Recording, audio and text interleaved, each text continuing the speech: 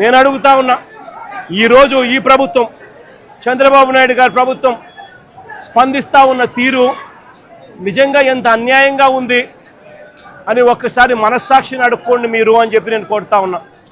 ఈ ప్రభుత్వాన్ని గట్టిగా డిమాండ్ చేస్తూ ఉన్నాం. వాళ్ళకి రావాల్సింది వాళ్ళకి ఇప్పించడంలో నీ గొప్పతనం ఏమీ లేదయ్యా.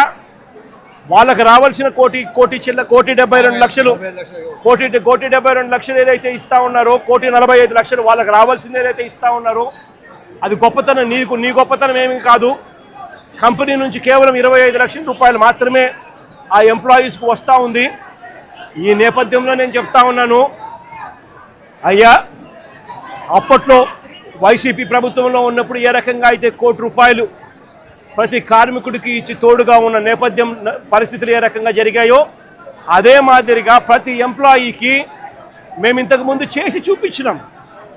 మేమేదైతే చేసి చూపించినామో అదే మిమ్మల్ని కూడా చేయమని అడుగుతా ఉన్నాం. మేమేమి ఎక్కడా కూడా అన్యాయంగానో లేకపోతే మేము చెయ్యనిది మిమ్మల్ని చేయమని చెప్పి అడగడమో చెడగడంలా మేమేదైతే చేశామో అదే చేయమని అడుగుతా ఉన్నాం. వెంటనే వాళ్లకు ఈ 1,45 లక్షలకు అదనంగా వాళ్ళకి ఏదైతే వస్తూ ఉన్నదో దాంట్లో నీ ప్రమేయం ఏదైతే లేదో వాళ్ళకు సంబంధించిన group insurance, provident fund, gratuity, risk insurance ఈ రూపేణ వాళ్ళకు వస్తూ ఉన్న 1,45 లక్షలు ఏదైతే వస్తూ ఉందో దానికి అదనంగా మరో ₹1,00,00,000 ఖచ్చితంగా వాళ్ళకి ఇవ్వాలి. వాళ్ళ కుటుంబ సభ్యులకు కూడా అదే మాదిరిగా ఉద్యోగాలు కూడా వెంటనే ఇవ్వాలని కూడా కోరుతా ఉన్నాం. అదే మాదిరిగా నా పక్కన చెల్లి భాగ్యం ఇక్కడే ఉంది. వాళ్ళ కుటుంబం కూడా ఇదే మాదిరిగానే సంవత్సరం 14 నెలల కిందట 14 వాళ్ళ భార్య ఇక్కడే ఉంది. 1/4/2025లో చనిపోయిన పెంటయ్యన్న కుటుంబానికి కూడా ఇదే ప్యాకేజ్ కూడా వాళ్ళకు కూడా వర్తింపచేసి వాళ్ళ కుటుంబానికి కూడా ఇదే మాదిరిగానే ఆదుకోవాలి అని చెప్పి రాష్ట్ర ప్రభుత్వానికి, కూటమికి ఇద్దరికీ కూడా గట్టిగా వీళ్ళిద్దరికీ కూడా చెప్తా ఉన్నాం.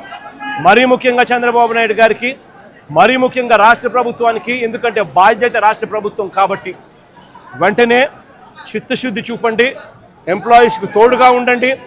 మీరు కూడా అసెంబ్లీలో వైఎస్ఆర్ కాంగ్రెస్ పార్టీ తీర్మానం చేసినట్టుగానే మీరు కూడా ప్రైవేటైజేషన్కు వ్యతిరేకంగా అసెంబ్లీలో మేము చేసినట్టుగానే తీర్మానం కూడా చేసి కేంద్రానికి పంపి ఇది జరగకుండా కూడా ఆపే కార్యక్రమంలో చిత్తశుద్ధిని కూడా చూపండి అని చెప్పి కూడా గట్టిగా వీళ్ళందరికీ కూడా కోరుతా ఉన్నాం. ఇదొకటే కాదు, మేము ఇంత అడుగుతా ఉన్నా కూడా చంద్రబాబు నాయుడు గారి ప్రభుత్వంలో ఎక్కడైనా మానవత్వం లేక ₹1,00,00,000 ఇవ్వాల్సిన చోట వాళ్ళకు ఇవ్వని పరిస్థితి ఎక్కడైనా ఉంటే మాత్రం ప్రతి బాధితుడికి చెప్తా ఉన్నా, ప్రతి అక్కకు, ప్రతి చెల్లెమ్మకు, ప్రతి బాబుకు చెప్తా ఉన్నా, బాధపడాల్సిన పనుల కొంచెం ఓపిక పట్టండి.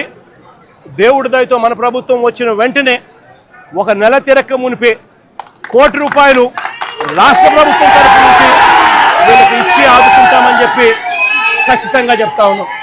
అందులో మీకు కూడా ఉంటారు తల్లి, అందులో మీ కుటుంబాన్ని కూడా ఖచ్చితంగా అది వర్తింపజేసేట్టుగా కూడా చేస్తామని కూడా చెప్తా ఉన్నా. కాబట్టి అందరం కూడా మానవత్వం చూపాలి అని చెప్పి, మానవత్వం చూపుతూ ఆదుకోవాలని చెప్పి ఈ రాష్ట్ర ప్రభుత్వాన్ని గట్టిగా కోరుతా ఉన్నాం.